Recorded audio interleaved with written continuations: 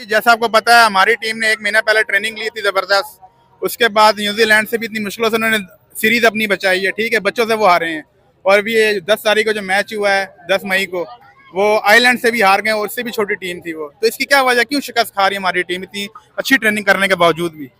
इसका तो मैं यही कहूंगा, जिस तरह सानिया 9 में हुआ था इसी तरह सानिया 10 में भी हो गए। जो जब ट्रेनिंग हम इसी से लेंगे तो हमारा हालत भी ऐसे ही होगा। ठीक है, हम हमारा अंदर जो कंपटीशन है टीम की, मतलब जो भी है, मतलब किसी सिफारिश के तहत आते हैं। ठीक है, तो इसलिए मतलब अच्छे परफॉर्म नहीं कर पाते। अच्छे अच्छे अभी देखिए हारिस कितना अच्छा खिलाड़ी है, उसको टीम में नहीं लाया। तो बस यही कहूंगा कि टीम मैनेजमेंट कुछ ठीक नहीं, तो इसी वजह से।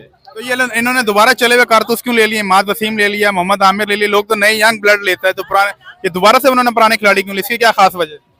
तो बस यही क्या कहूँगा ना कि इसमें मतलब कोई पॉलिटिकल इंटरफेरेंस होगा शायद। तो मतलब किसी की जो कोई सिफारिश होगी जो खिलाड़ी तो आप